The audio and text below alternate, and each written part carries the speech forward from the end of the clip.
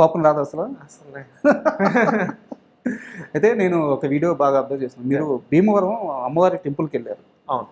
అక్కడికి వెళ్ళినప్పుడు అంటే మీరే ఒక మాట అన్నారు, నేను ఇప్పుడు దాకా ఏమీ చూపించలేదు, ఏమీ సాధించలేదు, బట్ ఇంత అభిమానం అని చెప్పేసి. ఆ రోజు మీరు భీమవరం వెళ్ళినప్పుడు కృష్ణ గారి ఫ్యాన్స్, మహేష్ బాబు గారి ఫ్యాన్స్ వాళ్ళు బ్యానర్స్ కట్టి ఆ హోర్డింగ్స్ పట్టుకొని మీకు అంత వామ్ వెల్కమ్ చేస్తున్నప్పుడు మీ ఇన్నర్ ఫీలింగ్ ఏంటి?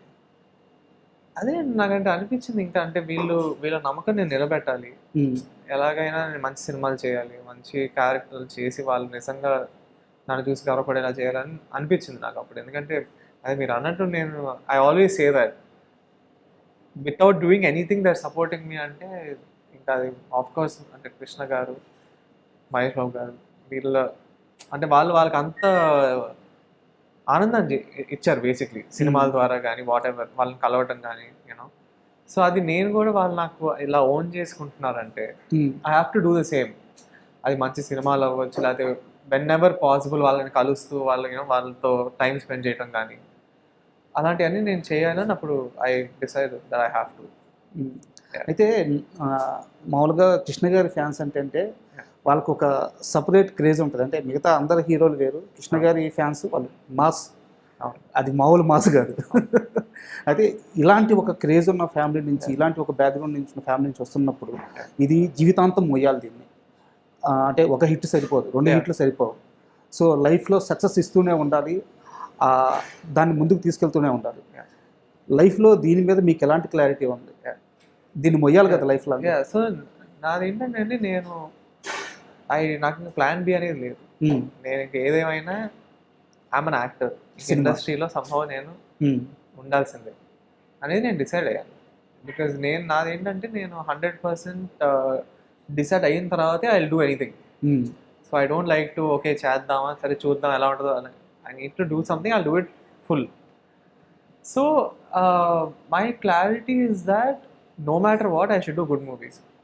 సో నేను నా కథలు సరిగ్గా ఎంచుకొని, నా పాత్రలు సరిగ్గా ఎంచుకొని నేను అలా ముందుకెళ్తే everything else will fall in place.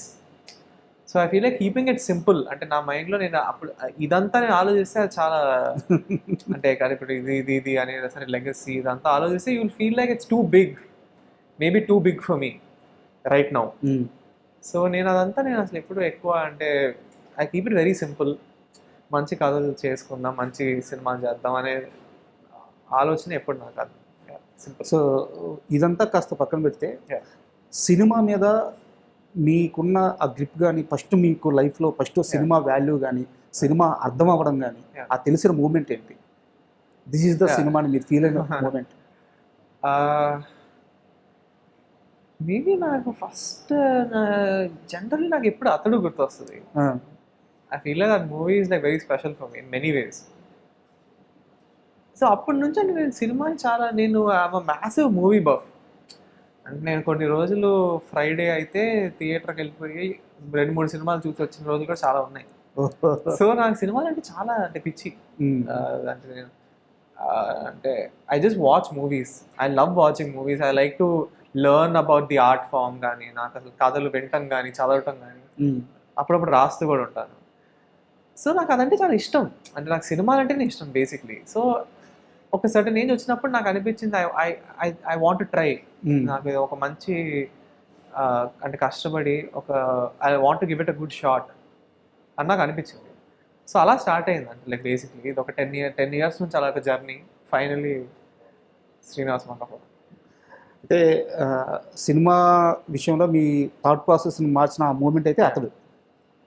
Cinema exactly cinema అయితే అలా ఒక డే అయితే I can't maybe pinpoint like that, but what started the journey I would say అతడు.